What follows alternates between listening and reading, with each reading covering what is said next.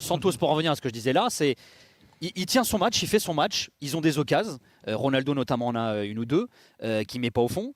Et puis les 10 dernières minutes, il fait comme d'habitude, Santos, c'est-à-dire il fait ses remplacements à partir de la 80e. Il enlève un offensif, il met un défensif. Et quand il est mené, c'est-à-dire à la 90e, il fait rentrer Jean-Félix et il se dit je mets du 109. Et là, au Ronaldo, alors juste pour revenir à un truc, parce que j'ai vu qu'en France ça avait été traité comme ça, il y a eu cette fameuse une d'Abola qui titre moins de Ronaldo et plus de Portugal. C'est pas un appel qui est lancé à Santos, c'est juste un constat. C'est-à-dire que Ronaldo est un joueur qui n'a jamais autant pesé en termes statistiques et dans le jeu au sein de l'équipe nationale comme sur les dernières années. Sauf que là, sur les 8 derniers matchs de la sélection, c'est un doublé et 2 passes D. Et tu te rends compte que Ronaldo, qui joue moins en club, comme par hasard, il est moins performant en équipe nationale aussi. Et on en revient à ce que tu disais. Sauf qu'on l'a vu notamment sur le match de ce soir. Ronaldo, tu sens qu'il n'est pas vraiment dedans, même s'il ne fait pas un mauvais match. Mais jamais il aura les couronnes de l'enlever pour faire rentrer un autre mec. Non mais je sais. Et là où en plus, il y a bon courage à toi Santos si tu restes, même si ça dépendra de la Coupe du Monde. Ronaldo qui joue moins aujourd'hui en club, qui a 38 ans, il vient de te balancer.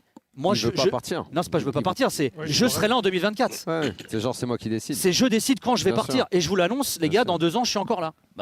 Et personne ne le touchera jamais parce que Mendes et lui, c'est plus fort que tout au Portugal. Alors ça l'est, sauf que pour moi, il n'y a pas 40 000 mecs qui peuvent le faire. C'est soit tu prends un étranger, soit tu prends un mec qui est un taré. Mourinho, ou moi j'en ai un autre qui est en train de se faire un blaze au Brésil, d'ailleurs on en parlait tout à l'heure, qui est même annoncé comme étant un potentiel successeur de Tite. C'est Abel Ferreira qui a gagné 2 Libertadores avec Palmeiras, qui est en train d'avoir une hype dinguissime. Et lui nommé, il dit à Cristiano, tu viens pas. Lui, c'est attention, tu t'en parles même. Marcelo était là tout à l'heure, il aurait pu t'en parler. Lui, il s'en tape de Ronaldo par Ronaldo.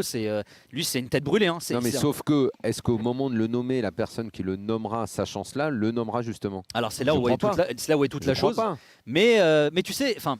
La fameuse influence ou mainmise de Mendes, après ça on peut le voir aussi sous un autre prisme, c'est les 3/4 voire 90% des joueurs de la sélection c'est des joueurs de Mendes, mais il se trouve que 90% des meilleurs joueurs portugais sont des joueurs de Mendes. Tu vois ce que je veux dire? Il y a aussi ça, c'est-à-dire demain tu peux pas dire on prend plus de joueurs de Mendes, sinon tu perds tous les meilleurs joueurs. Moi je t'ai pas dit de prendre des joueurs de Mendes, je parle de son influence. Finalement c'est un peu lui le patron du football portugais. C'est pas lui qui décide si Ronaldo joue un peu partout. C'est Ronaldo qui décide lui-même. Oui, mais bien sûr, c'est limite. Limite, il n'a pas besoin de lui, c'est encore. Est-ce que c'est pas. Moi, ce que je trouve terrible avec cette équipe, c'est qu'à un moment. Mais c'est pas à cause de Ronaldo si le Portugal gagne pas ce soir. Par exemple. Sauf que ce qui est terrible, c'est que tu dis que la génération, et on le voit, est une des meilleures, ou en train de devenir l'une des meilleures depuis que le Portugal a eu depuis des années, et qu'elle va se retrouver coincée. Ça va être des salades de regrets. C'est ça qui va se passer. Oui, mais alors tu sens ce qui va arriver. Parce que oui, mais tu sais quel est le regret ce soir? Personne n'a envie de. Moi, je parlais avec des supporters portugais. Personne n'a envie de sacrifier Ronaldo. Non, mais tu sais quel est le regret ce soir sur le terrain? Tu sais quel est le regret ce soir sur le terrain? Et ça a été trop souvent le cas, notamment en équipe nationale, qui pourtant est peut-être l'un des meilleurs joueurs portugais hors Ronaldo. C'est Bernardo Silva. Bernardo est passé à côté de son match.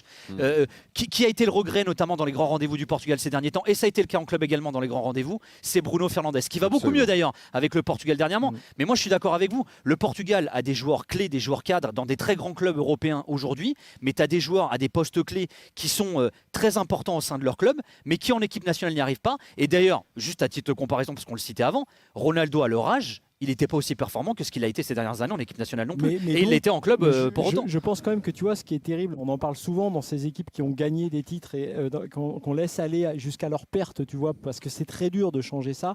L'immunité qu'a gagné Fernando Santos, elle est trop importante. Tu vois, mais là c'est fini ça. Moi j'ai lu des éditos. Les gars, moi j'ai lu des gens qui se demandent encore avant les barrages, avant le barrage là, des qualifs pour la Coupe du Monde. Moi j'ai lu des éditos sur Santos comme je lisais jamais. Là, la une d'Abola, il y a encore un an.